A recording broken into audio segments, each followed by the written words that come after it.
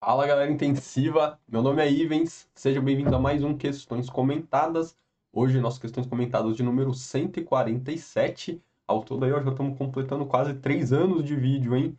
Porque a cada 52 episódios completamos um ano, né? Então, ó, estamos quase completando 3 aninhos aí.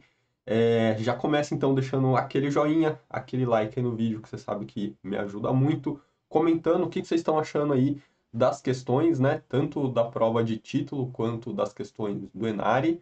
E clica na setinha aqui embaixo, ó. Compartilha esse vídeo lá com a galera. Traz mais gente aí para ver as questões, discutir com a gente. Bora lá ver então essas questões de hoje.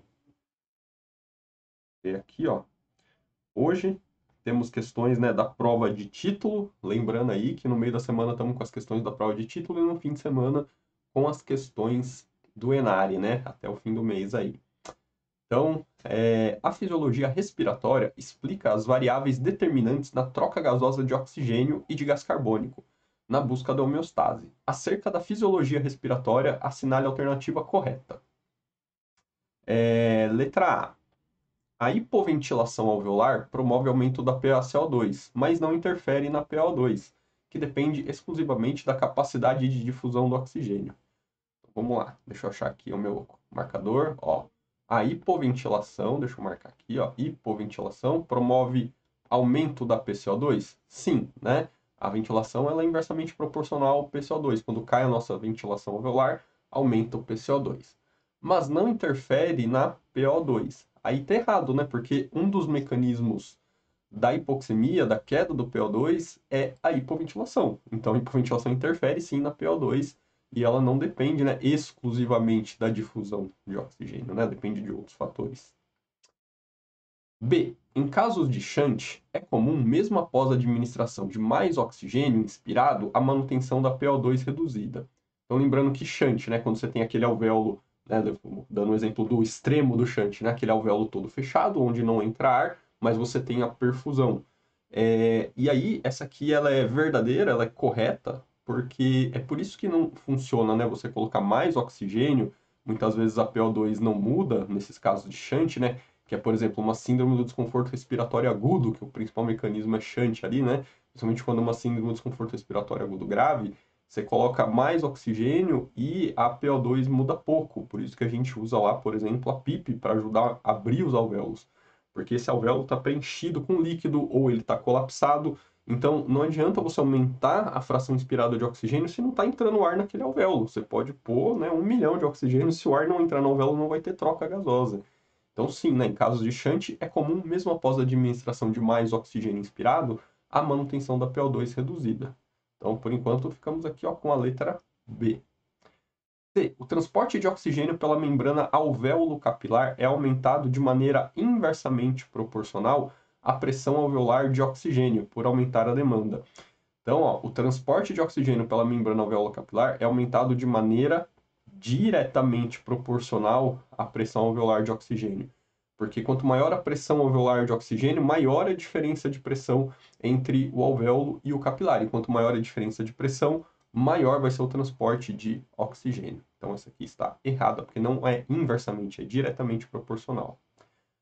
A P50, identificada na curva de dissociação do oxigênio, corresponde a 50% da PO2 de um indivíduo em condições normais. Então, assim, a P50, identificada na curva de dissociação do oxigênio, até aqui, beleza, é na curva de dissociação mesmo, corresponde a 50% da PO2 de um indivíduo em condições normais. Não, a P50, ela é a PO2 necessária para saturar 50% da hemoglobina com oxigênio.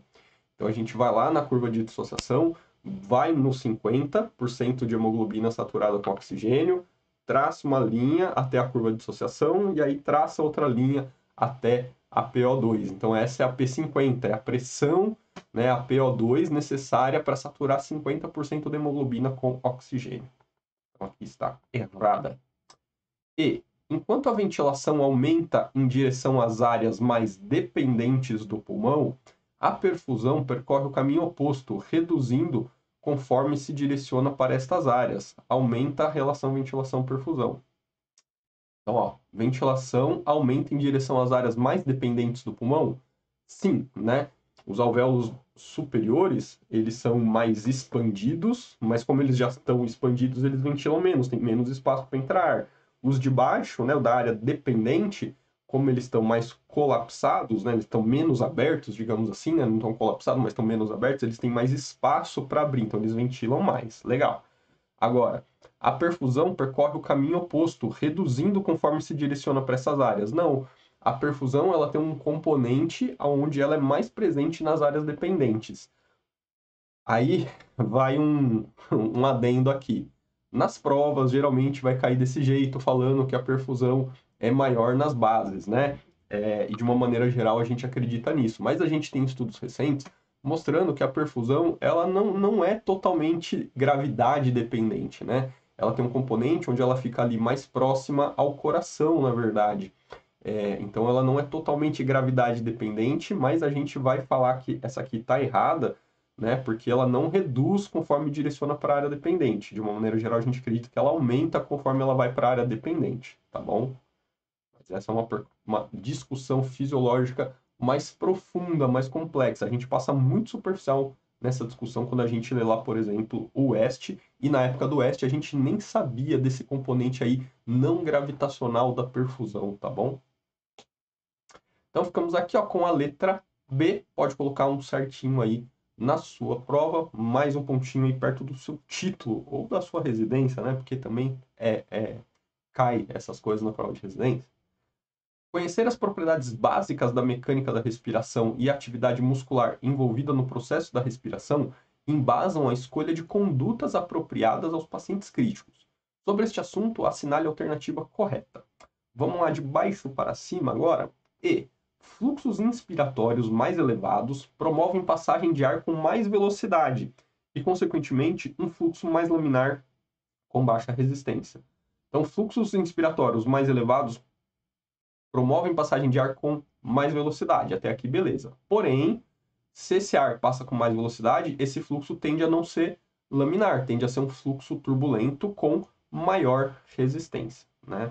Então, quanto maior a velocidade, esse fluxo tende a se turbilhonar e gerar maior resistência. Então, por isso que quando a gente quer um fluxo mais laminar, de baixa resistência, a gente pede para o paciente fazer uma respiração calma, tranquila, né? Não fazer de uma vez assim. D. A pressão intrapleural é negativada durante a contração dos músculos inspiratórios de maneira uniforme em todas as regiões pulmonares. Não. A pressão intrapleural, né, e até a pressão transpulmonar, ela varia conforme o ponto do pulmão que a gente está. Ela não é homogênea por todo o pulmão, é uma pressão heterogênea. Então, dependendo do ponto, geralmente nas áreas mais dependentes, essa pressão ela é menos negativa, por isso que as áreas mais longe da área dependente, né, elas são mais expandidas, porque essa pressão ali está mais negativa. Então, é uma pressão heterogênea. C. A complacência e a elastância são variáveis, diretamente proporcionais no sistema respiratório. Complacência e elastância são variáveis, diretamente proporcionais no sistema respiratório? Não. Tanto que a gente fala que a complacência é igual a... Opa, cadê o sinal de igual? Deixa eu... Aí, igual a 1... Eita, tá difícil. 1 sobre elastância. Tá tentando fazer um E aqui. Ó. Aí, ó. Complacência é igual a 1 sobre elastância. O que quer dizer isso? Que a complacência é o inverso da elastância, ou é inversamente proporcional à elastância, né? Então, não, elas não são diretamente proporcionais, elas são inversamente proporcionais. B. Quando a força elástica dos pulmões excede a força elástica da caixa torácica, quando a força elástica dos pulmões excede a força elástica da caixa torácica, a maior expansibilidade torácica. Essa vírgula aí está totalmente desconectada, né? Então, assim, não, né? Porque, assim, ó, a força elástica dos pulmões tende a fazer o colapso.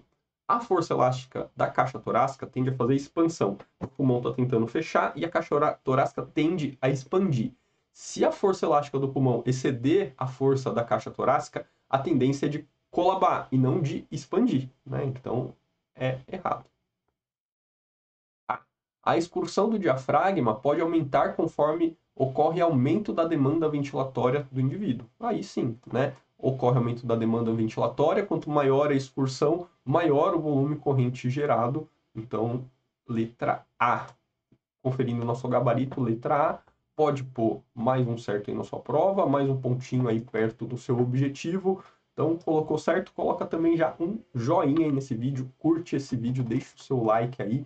Não esquece de compartilhar clicando na setinha que tá aqui embaixo, mandando para sua galera, falando, ó, bora lá, vamos ver essas questões aí de fisiologia e mecânica respiratória. Se inscreve no canal se você não é inscrito, traz alguém para se inscrever se você já está inscrito e comenta o que você achou das questões.